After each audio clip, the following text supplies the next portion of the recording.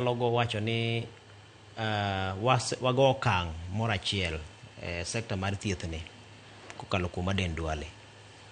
Rem nyalo bedo nitiere, taparo ni atua makoro sani obiro godo no, mak mana ni siasa ema koro thoth e iye, to en atua maber manowinjore bed ni wasetimo chon. Inyalo paro e thuolo mar higni moko ma dirom 4 mokalo, wasebedo kiyudo ka sekta mar thieth en achiel kuom sectors ming'iyo ni mibadhi otiape ahinya kaluwore gi report michiwo gi EACC ma higa ka higa. Kendo ing'iyo kata mar report ma higa ni, migawo mar sekta mar thieth no obedo e thuolo mar 2 kaka sekta mantie kod mibadhi mathoth ahinya. Ing'iyo kata kidok chien nyaka higa mar 2021, 2022, kanyo sekta mar thieth en achiel kuom sectors mane ing'iyo ni mibadhi otiape ahinya. Koro ma nyisi ni wadeko e chako timo apedha makamagi. Kendo en deko ma nokunjore bed ni wachopo kaka pod ochak neno ni kare inyalo siem ji mondo mi gidog tielo.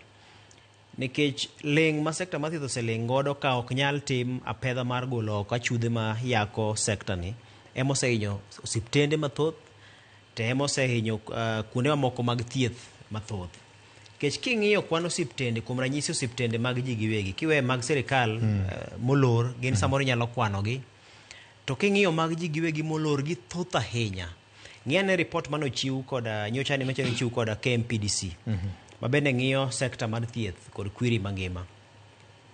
Ma kaunti ma Homa Bay kende nitiere kod osiptende mag ji giwegi ma ohewo 50 gi wiye, malawo mana 80 kucho. Miloro nikech moko nitie ma onge lesen, to moko be nitiere ma lesen gi ok ochopo dwaro mar chik. Moko be nitie moketho chike mopogore opogore. Koro kara kamano chima koro wasane owacho mar okumba nie. KMPDC loro osiptende gi, to gin osiptende ma samoro osetiyo kuom higni mathoth ahinya ma bende japiny manie kor gweng'no dhier ma nono ni to osiptal mosethietho ka higni 30 ni ento kawuono lore no onge lesen nade, kar osebedo kotiyo nang'o. Koro ng'isi ni sekta mar thieth ni osebedo gi to seche mane jogi ne puodho osiptandno e bwo agulu mar shani. Mane kama penjo wuokie, nikech ing'eno osiptende kaka tayo chenro maggi, nitie gimiluongo ni inspection manyaka tim. Titime kinde ka kinde. Osiptal nigi lesende mang'eny marach. Mang'eny kabisa. Mathoth marach. Kech nitiere sekta ka sekta makadho nyaka jo askache mag county. Yes. Pod kadho mana osiptal kuon menyo. Nitiere apisas mang'iyo ler mar alwora to gi ngima oganda miluongo ni public health. Ng'iyo kuondego. Nitiere jomochung'ne ng'iyo kwiri. Ng'iyo ni to in gi kwiri mane. Nitie jomochung'ne kata mana jo KEBS gini. Chung'ne ng'iyo ni to mwandu ma un go ni tarige mar kethruok cha. Osekethore koso pok ochopo. Yath ma untiere go ni tarige chalna. Nitiere gik miluongo ni inspection ma pod itimo kinde ka kinde. Magi osebedo ka timore e thuolo gi te, to osiptende gi wacho ni tiyo maonge lesen.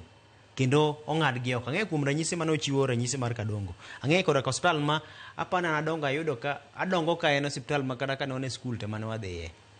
Koro dhieri ni to thuolo ni te osiptal ni osebedo ka en otiyo, tiwacho ni oonge lesen. Nyisi ni kaponi notiyo maonge lesen, to nitie ng'amoro mane nyodho gimoro kamoro, kata ng'ama noninde tich kamoro. To nyisi ni samoro ko osiptende gi osebedo ka tiyo kama, to kidek ni samoro lesen miwacho ni gionge go ni en lesen ma puodhe mondo mi otim kit thieth moro. To nyisi ni koro kit thieth ni osebedo kotime ma ok opuodhe. Ji adima osiptal no koro samoro osenego.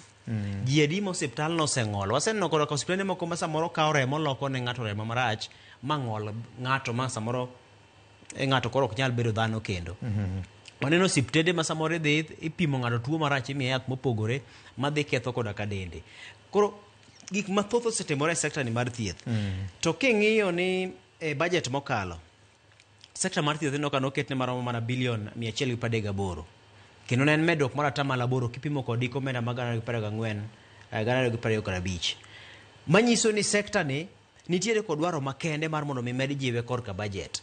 To ka koro ijiwe korka budget, to jomoko bende pod nyodhe gi e bwo mesa, to nyisi ni okwan kama ber kod ka ngima oganda. Temo miya wacho ni en gima ber ni Aden Duale obiro mondo mi odoke it oganda ni sekta ni osebedo ka nitiere kod weche. Kata obedo ni koro inyalo wachi nyachiel adek, en bende pod inyalo se komachielo taparo ni koro osegolo dok it oganda kendo oganda ong'eyo ni koro sekta ni nyaka menye, to nyaka menye mana kochakore kod japiny kuchocho. Ni sama intiere osiptal nyaka ibed ka in bende inyalo golo duondi oko ni gimoro rach ka